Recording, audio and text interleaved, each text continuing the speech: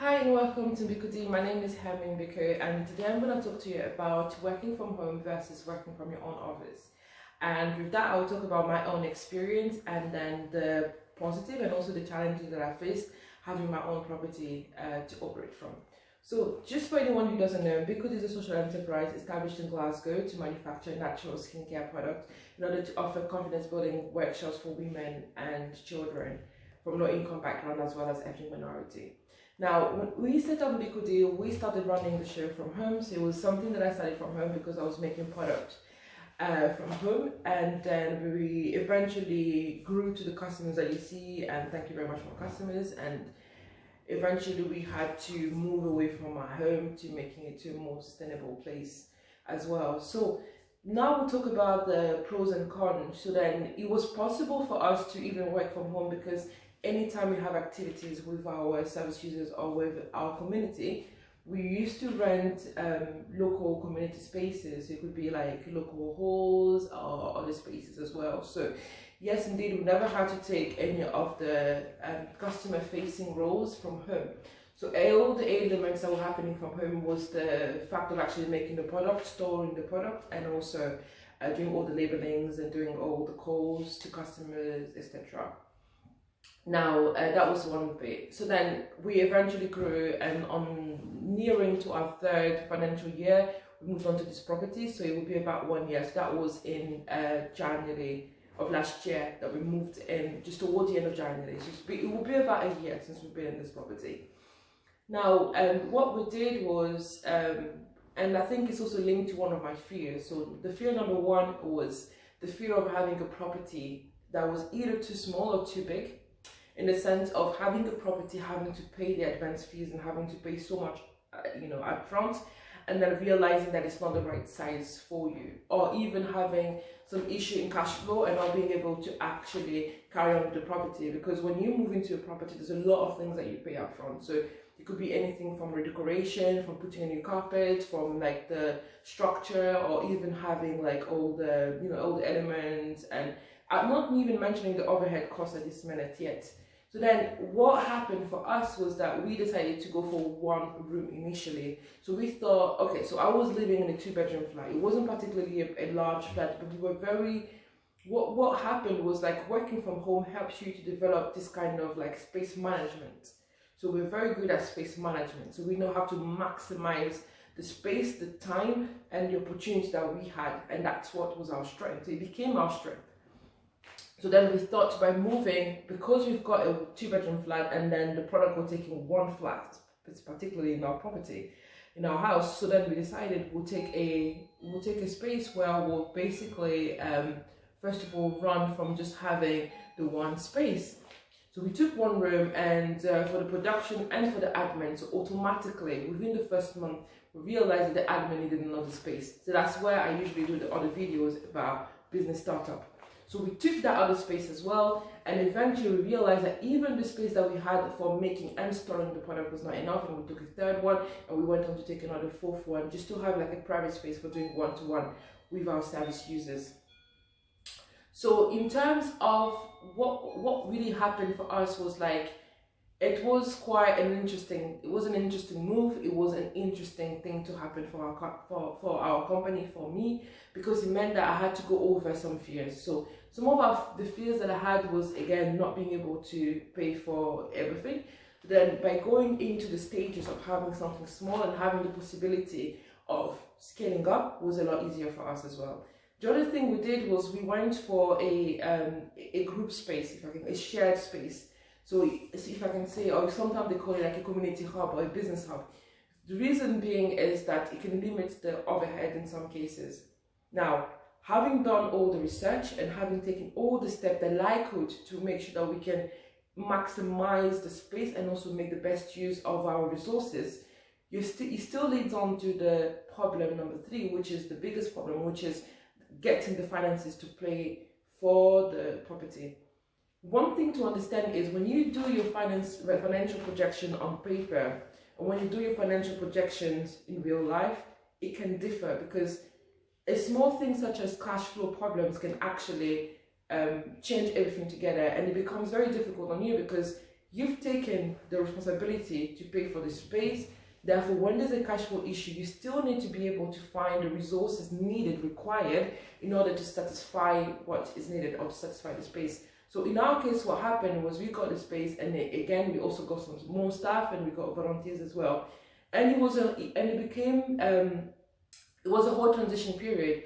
So what happened was, like, what I thought was gonna be our biggest fear kind of passed, because having the fear and addressing them, so understanding that your fears can help you to address them, to be realistic about the possibilities, but it can also help you to be prepared for what's to come ahead. The fears can stop you, and your fears can also help you to move forward.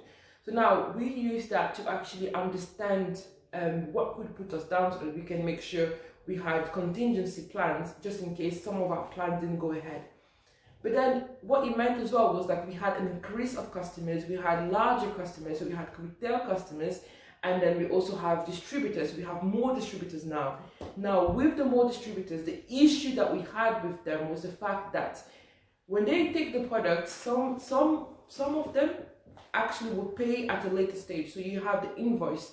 As a business, you have an invoice. It could be a 15 days term, so it could be longer. But with some people, they want to extend it. So now, when you do your planning and you know you have money coming and you know you have to pay staff on X day, because that's the problem, because your distributors and the people who pay money to you, apart from your direct customers, have a term with you. So you need to have a way in place to enforce those plans, because what it means is that if someone is one day out, and let's say, for example, you need to pay staff on the 15th and you're waiting for money on the 10th.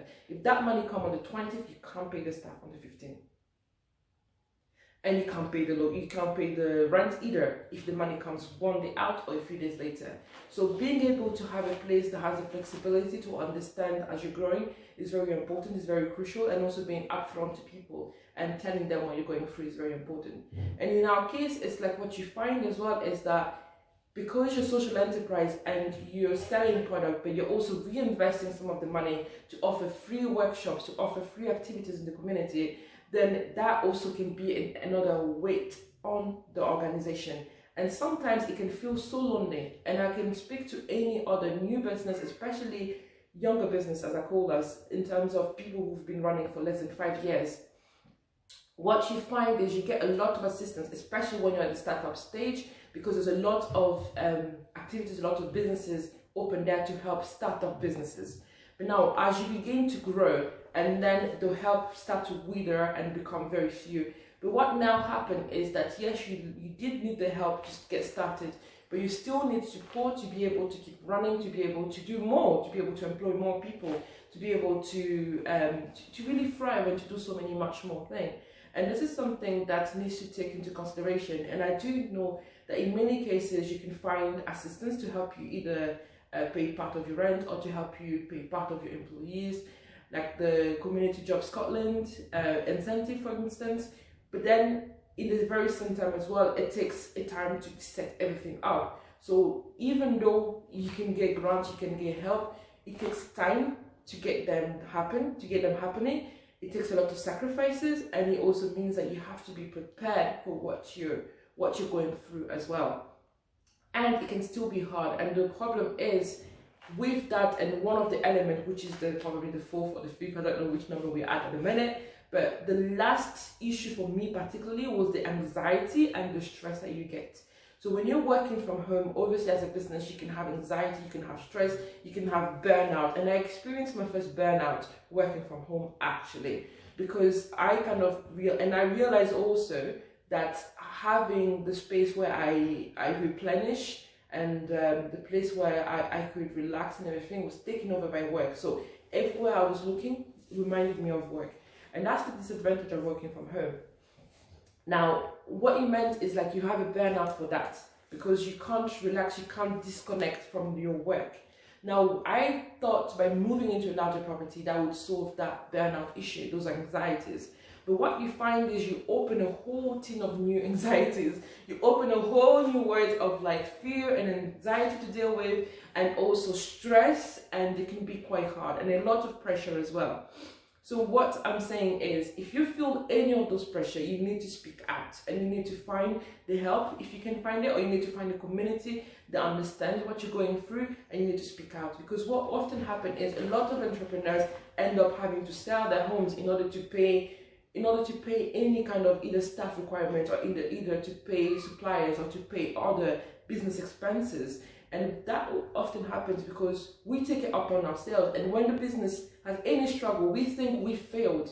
But one person told me, and they said, there's a big reason why your business is registered. There's a big reason why your business is not a separate corporate entity, because yes, you represent your business, but you do need to have a separation with the fact of like you as a person, and represent you as a person who represents your business as a legal entity, as a legal person. So your business is a legal person and you are a legal person too.